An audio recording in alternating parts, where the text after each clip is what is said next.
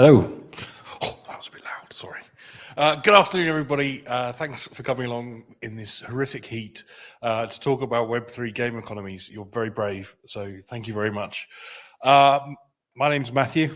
I'm the evangelist for Machinations. Before I get into it, I'd just love to get an understanding of where people are at with Web3 games. Hands up if you're working on a Web3 game at the moment. Okay. Hands up if you're thinking about working on a Web3 game. And hands up if you're absolutely terrified of messing up your economy in your Web3 game. Okay, good. We're all in the same place. You're in a good space here. So my name is Matthew Morris. I'm the evangelist for Machinations. So I go around talking to different teams about how to prepare their game and, more importantly, their game economy and their progression systems for Web3 economies. We've got this verified by Machinations standard that we introduced at the start of this year. So we're working with about 30 or 40 different teams to get their game economy ready to make sure it's sustainable. We've, over this period, get games ready to make them sustainable. Well, what's sustainable? And that's quite a big question. And that's really what we're going to get into the crux of today. We've been working on our manifesto of what makes a sustainable game now for about the past 12 months. It's not just me doing it alone. We've got a whole team of game designers that we worked on with this. And also this brilliant man, Edward Castronova. He's been studying and talking and giving lectures about game economies for over 20 years. And he's written a few books on the subject now. So we've been pulling him in to help us build out this manifesto to get people ready for it. Now, I always like to kick off a talk with a quick quote. So if you can't understand it simply enough, you obviously don't understand it well enough. So most of what we're going to be talking about today, I'm going to try and keep it as high level as possible. So it's a deep subject. So we're going to try and keep it simple. And this quote actually applies really well to Machinations. Another show of hands, who's used Machinations or seen it before? Perfect, great, a few of you. Well, for those of you that have played around with Machinations, you'll understand this sort of learning curve that you go through, which is you start off learning the very basics of Machinations, you learn the objects, you learn how they work. You then start building out some simple models to start testing game mechanics. Then you reach this incredible level where you can build these fantastic models that simulate very complex mechanics and full economies. And then once you've been through that, it then gives you the ability to go down to a very, very simple model where just a couple of objects you can use to describe the core of pretty much any game system. So what we're going to be talking about today is this level, not this level of model. So we're going to keep it quite simple. Now, as part of the core part of our manifesto, I like understanding what are the core pillars of creating sustainability within an economy. And we've come up with these as our three core pillars, which are currency stability, price rationality, and then proper allocation. I'm going to go into each of these and kind of explain what these mean, and more importantly, how we can apply these to our games. So first, we'll talk about currency stability.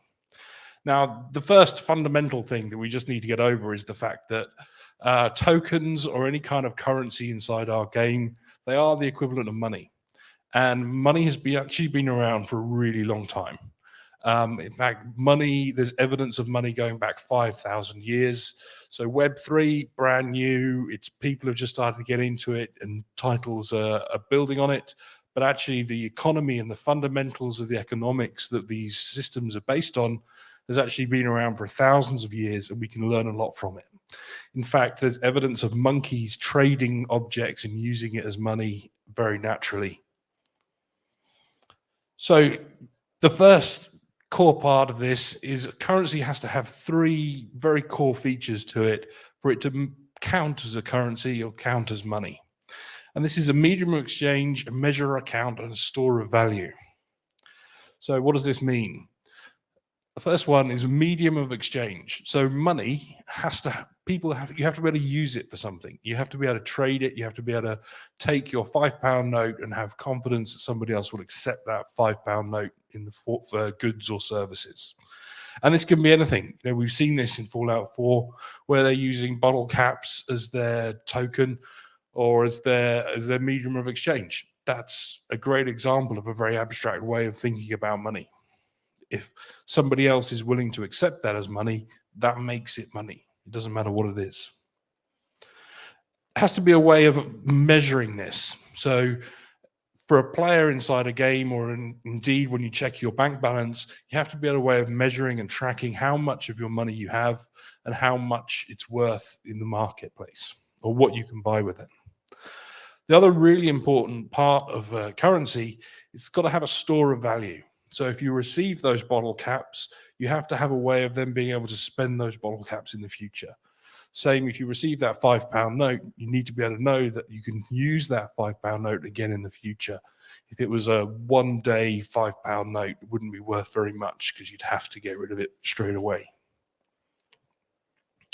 So those are the things, some of the things that cause that we need to have currency stability.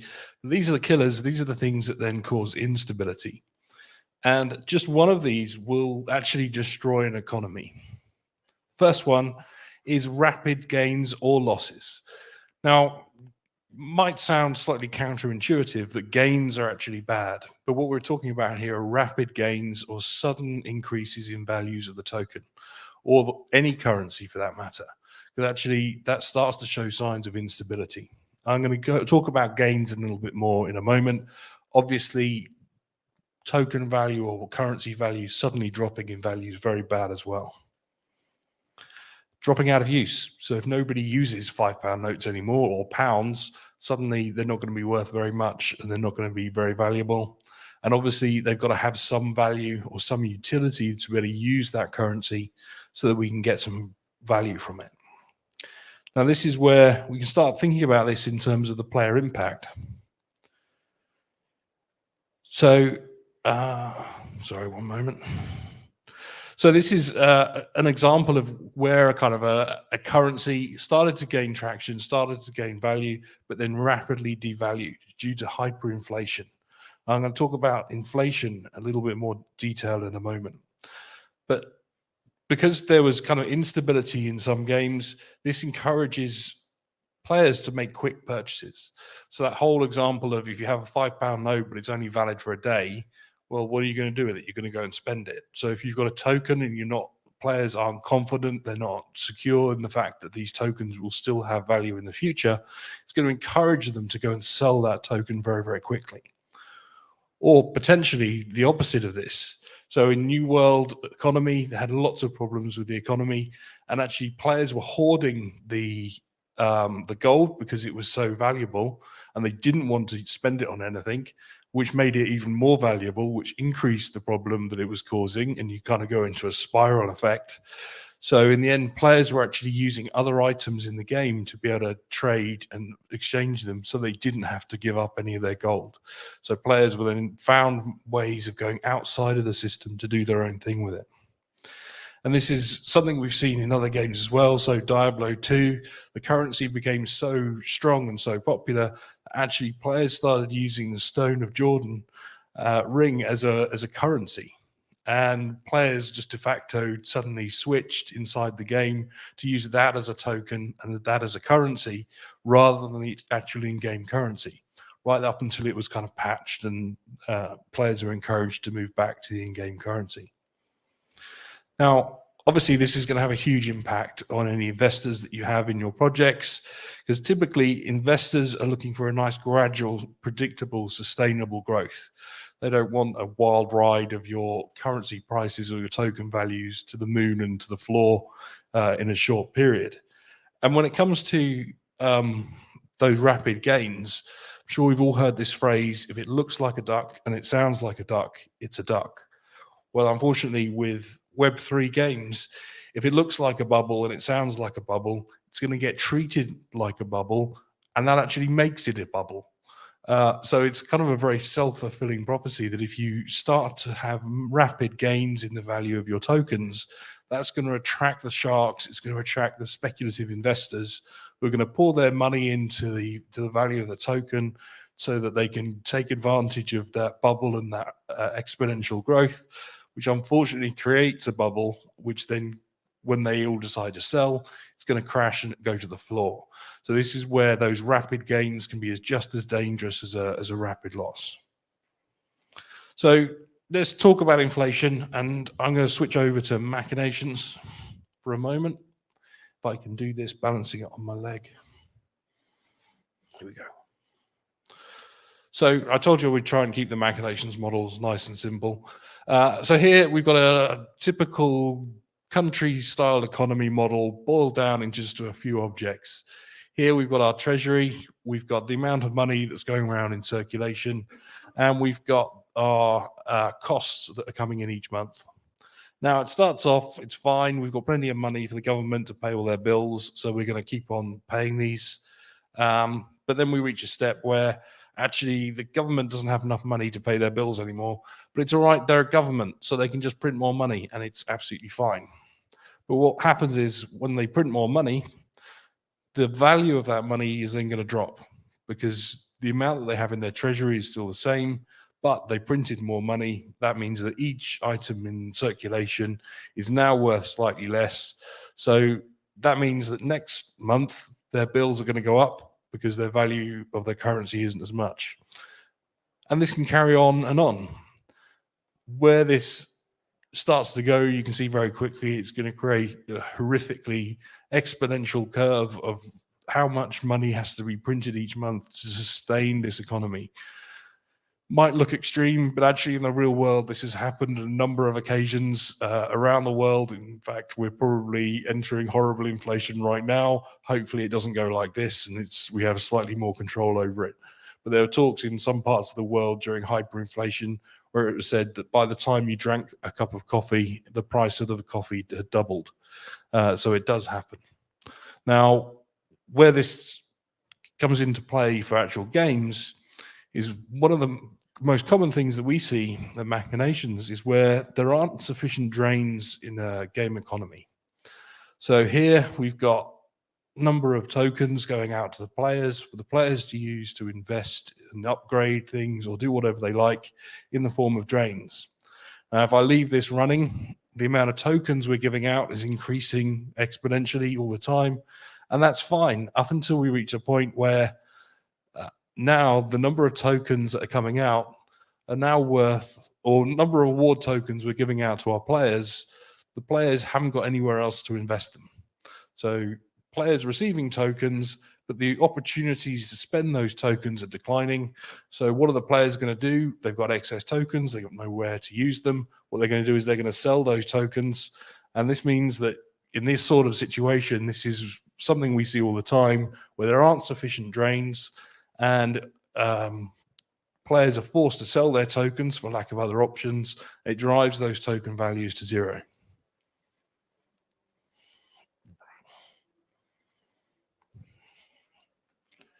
So back up on here.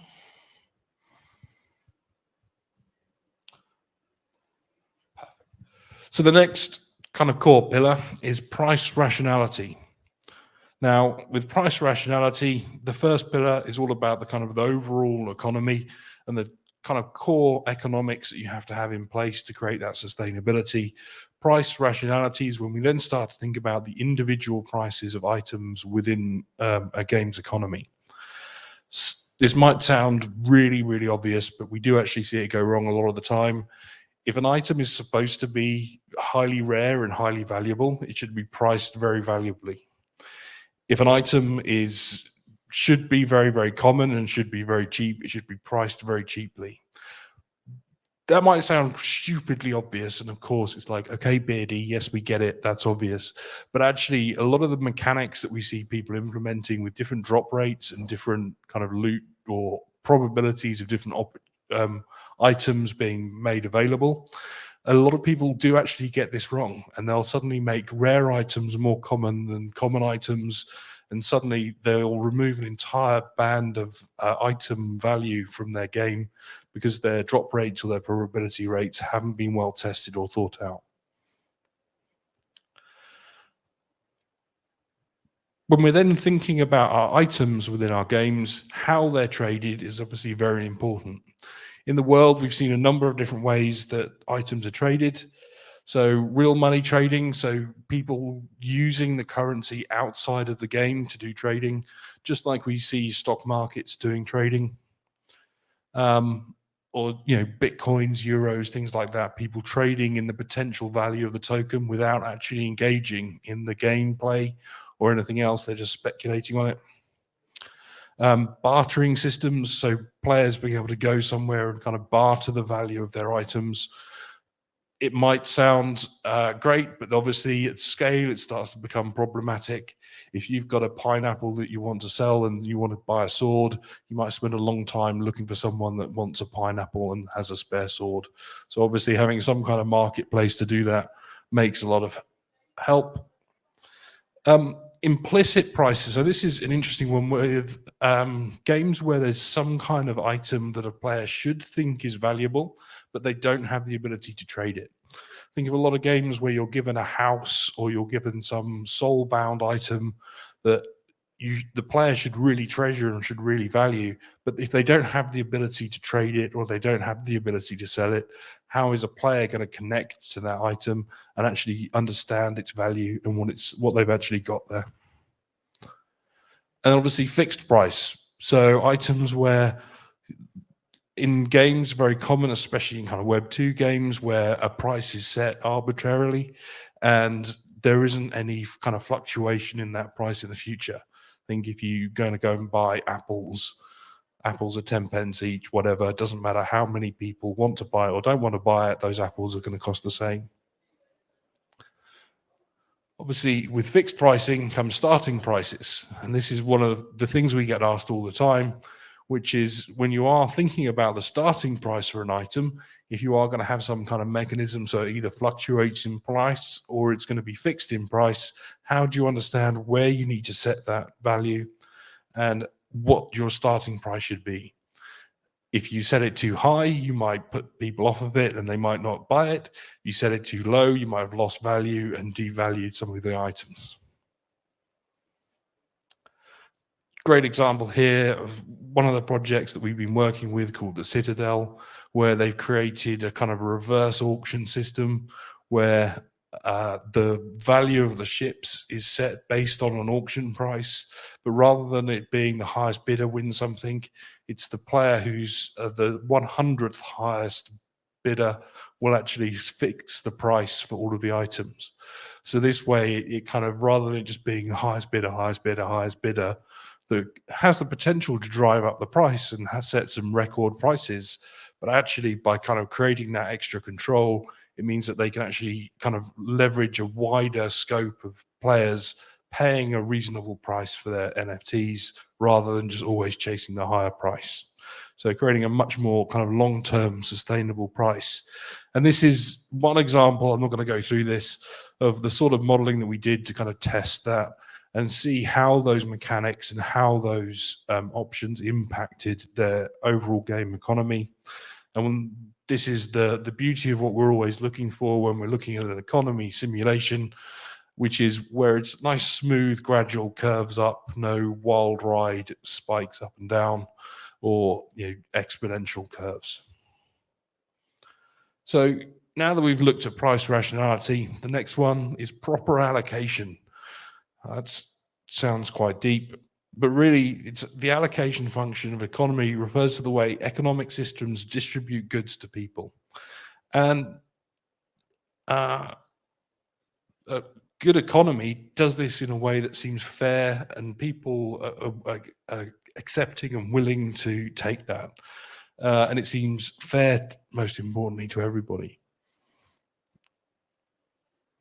When we're thinking of games, there's kind of three key things that when we're thinking about proper allocation, we should take into mind. It should be their skill, their time, and their effort.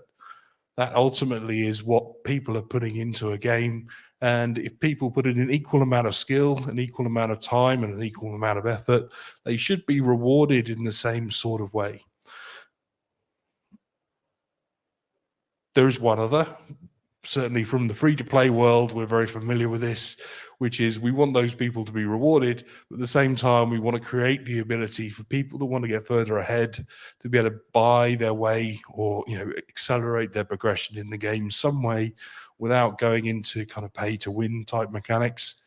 So that it creates value back into the economy for those players that do want to accelerate their progression. Randomness is also an important part of this type of process, where if it is completely balanced and there isn't any randomness, it can start to get slightly boring.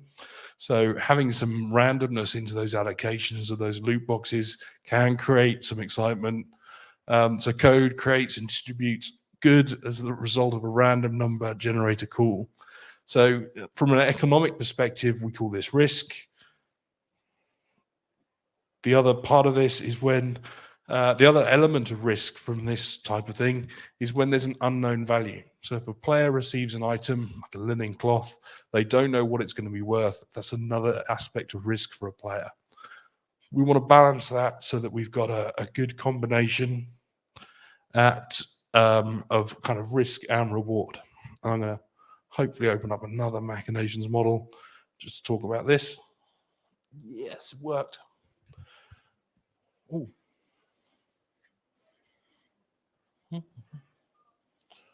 Don't know what's happened. There we go. Right. So here's a loot drop chart. This actually comes from a good game. I've forgotten the name of it. Oh, it's Hearthstone. Sorry, so they published, I should remember that one, shouldn't I? So they actually published all their loot drop rates as part of their kind of compliance for China. So I just copied all of theirs. But they've got a really interesting system where they have a pity system. And with their pity mechanic, if you don't receive a legendary item every 40 packs, the 40th pack, you're guaranteed to have a legendary item. So it's got some randomness in there, but they've created that extra mechanic just to help them understand, well, is it someone might go a long time without getting a legendary item? That seems a bit unfair, so they've tried to balance it out. Now, with this type of mechanic, this has got a 0.7% chance of receiving a legendary item. And what we can do is we can look at, okay, well, if we do one batch of simulations, so I'm going to run through one simulation, hopefully, if the Wi-Fi lets me. And so this player went through, they actually took advantage of the pity system and they received one legendary. So on here, the red line is showing what percentage of players have received a legendary item, and the yellow line is showing how many legendary items they've received. So doing one pass, one simulation, we've just found that that one player had to wait 40 packs to open one. Now, if we then start to ramp this up and we start doing a larger data set, so now I'm going to do 10 simulations of 40 packs, and we can start to see some better data. So in fact, we had one player that received 3 legendaries and quite a few of them that received 1. But now we can start to understand how these probabilities work, when we then start to run hundreds or even thousands of these simulations, so that we can really start to understand how these drop rates and how this randomness is set up and how it's actually going to start to impact players. As well as there being a pity system for the legendary, there's also a pity system for the epic items. So if you go 10 packs without receiving an epic, the 10th pack guarantees you one. And then we can start to really see patterns starting to emerge in our drop rates and how these probabilities actually impact it. And this might sound very, very simple, but understanding that Monte Carlo and the way percentage and drop rates work is fundamental to anyone in game design, I think. And this is really where spreadsheets kind of can really lead us down the wrong path of not giving us the full detail around what's actually happening with these drop rates. Let me try and get that back. I don't know why I'm balancing a mouse on my leg. There we go. Right. So ultimately, with proper allocation, really is making sure that the players are happy with the way these allocations are happening. We've all seen the examples of drop rates of loot boxes that EA did for some of their games, where players were up in arms and in disgust about how they worked. And ultimately, entire wars have been driven by unfair allocation of wealth. The Boston Tea Party was all sparked by the fact that some companies were given tax breaks that people thought were unfair. So making sure that gets right is important. And ultimately, this comes down to equality of opportunity for equality of rewards.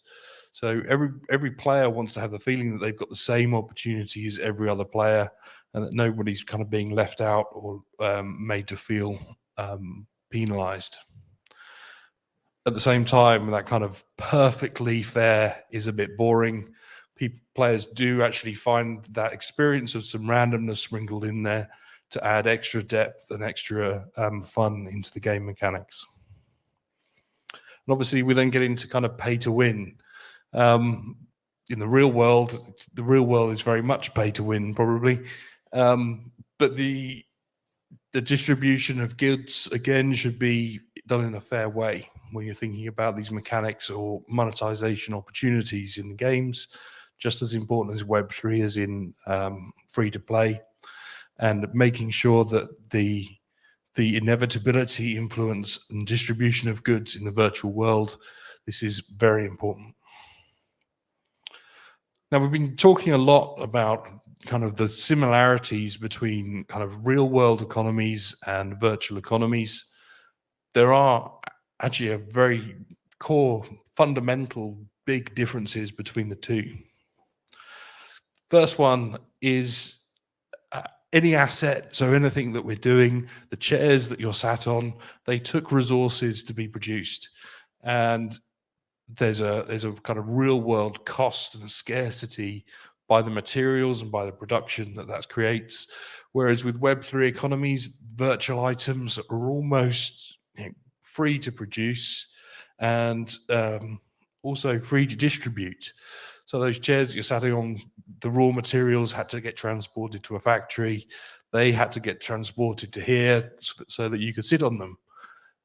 In Web3, there aren't any of those borders, and those transactions are almost instantaneous.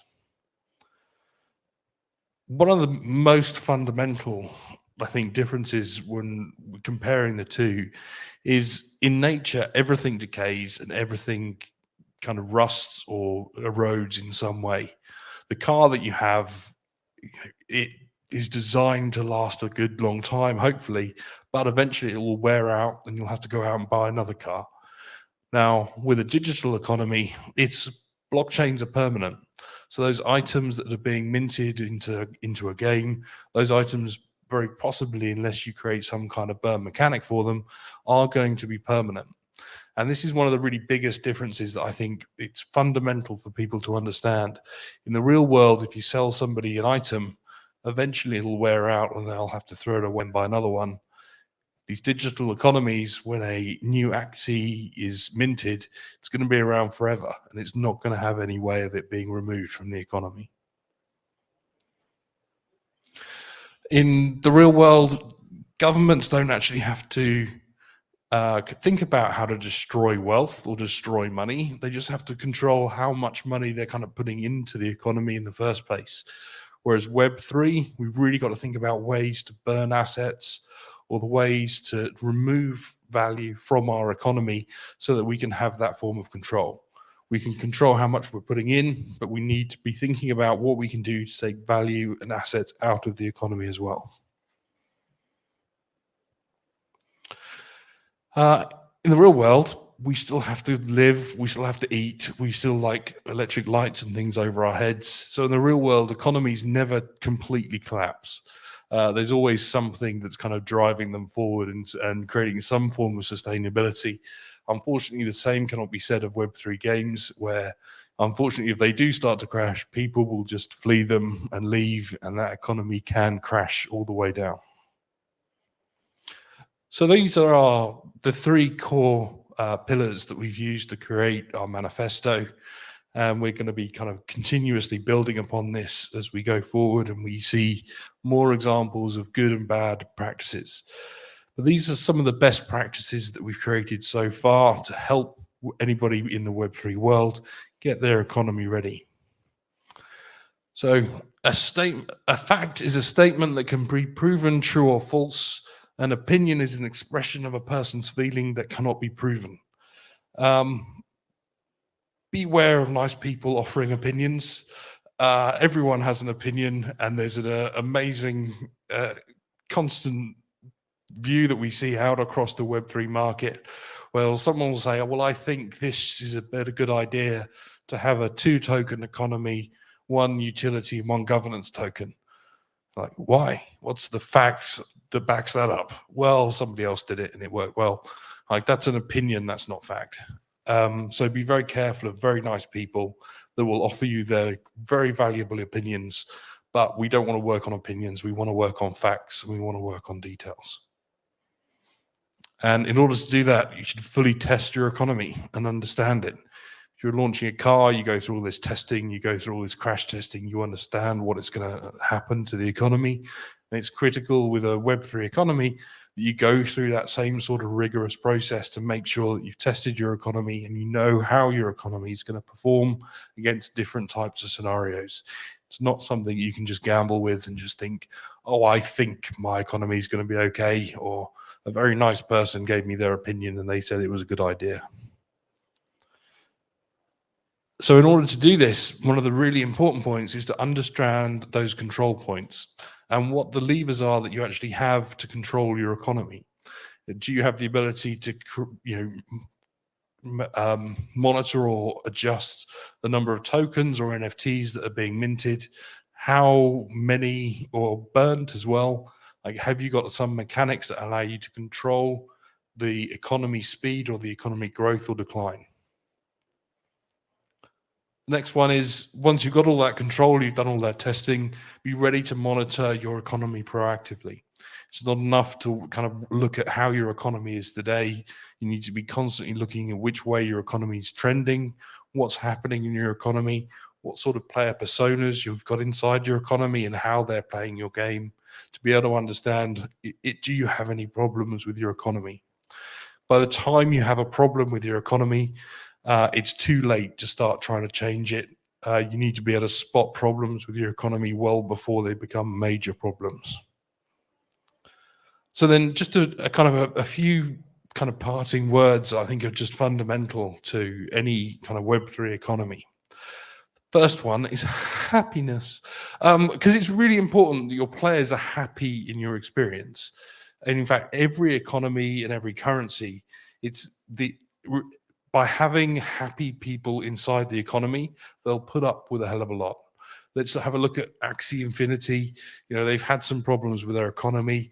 I've done a number of different models of Axie Infinity. I've looked at it in detail to really understand their economy. The one thing I'm ultimately convinced of, they will be successful because they have a very happy, engaged, dedicated community. And if you've got the community and you've got people behind the project, that's going to keep your players engaged and keep them involved in the economy. Ultimately, we're talking about Web3 games. We're not talking about DeFi projects or anything else. So fun is absolutely core to these. When we're thinking about the kind of the thought process to kick off building a Web3 game, we should be thinking about the core game loops and the gameplay first, and then how do the kind of financial mechanics build into that? Not, here's some financial mechanics and now let's try and work out how to gamify it. So we should always be thinking fun first. And ultimately, this always comes back to trust. And if our players trust what we're building the community. Again, it goes back to that adage of, if I have a £5 note, it's only valuable because somebody else is trusting that it's worth £5 and that they're going to give me something for it. And this is really important then, to make sure that we're communicating with our communities and that we ultimately have their trust. sales plug here. If you haven't seen Machinations before, we're going to be up in the expo hall for the next couple of days. Come and have a chat to us about what we're doing in Web3 or in game design in general. And then love it if anybody has any questions. Yes, there's one at the front here. I think someone's going to run down a microphone to you. Just at the front here.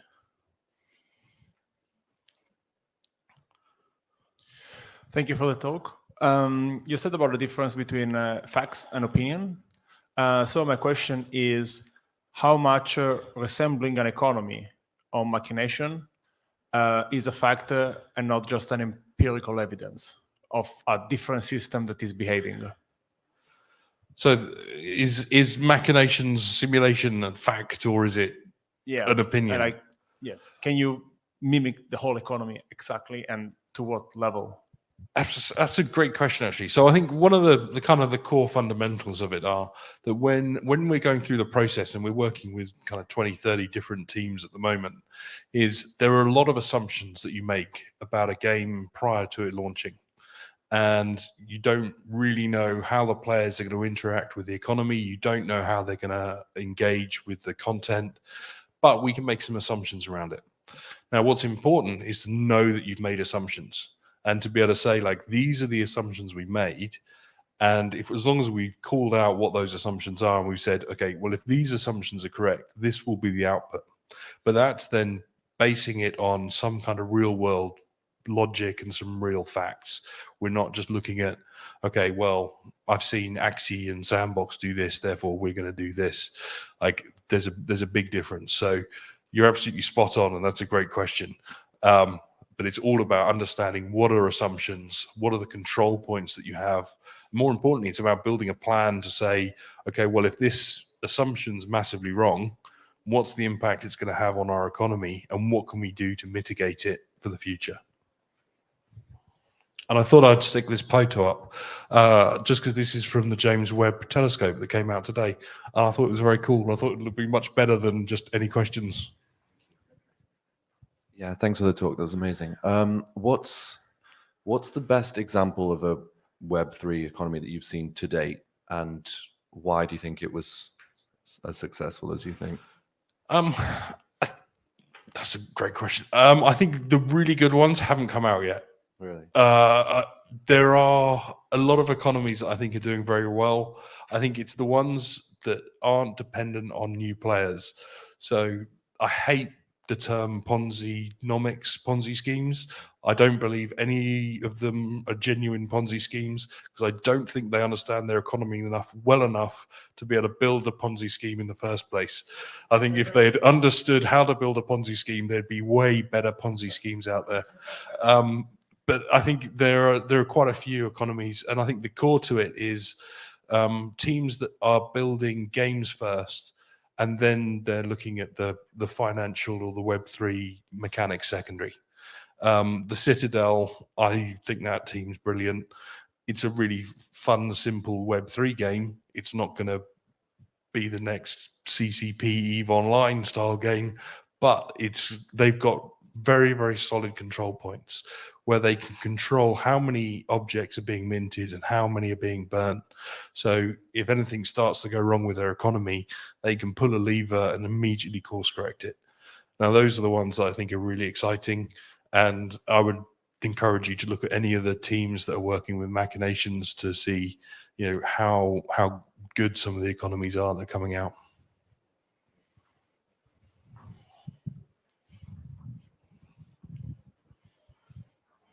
Great talk again.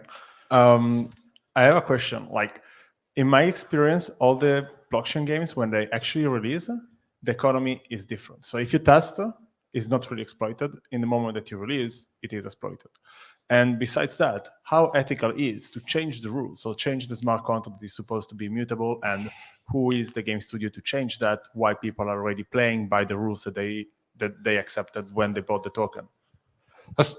Great question. So I think there's a couple of aspects to that. I think there are different games that are going through different kind of stages in their development or their release. Some which are going full DAO, where it's completely left up to the players to vote on any changes, and it's then more about kind of helping communicate and share what the benefit of those changes are.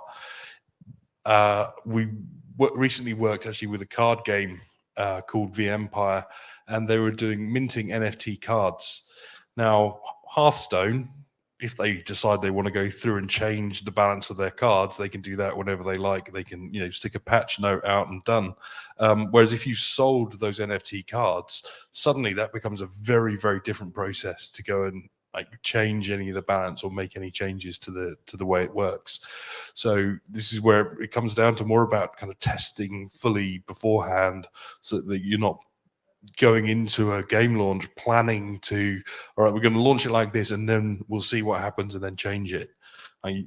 With Web3 games, I think the importance of doing that and getting your release model correct the first time, that's even more important. That beautiful phase that we get in free-to-play games where we can build our game, we can do a little soft launch in New Zealand and see how it goes and get some data, and then we'll wait to see what happens, and then we'll make some changes, and then we'll release it somewhere else. Unfortunately, we're not getting that opportunity in Web3. You've got to get it right first time, and what you send out the door has got to be the right model, or otherwise it's almost too late to go back and change it. We only got time for one more question.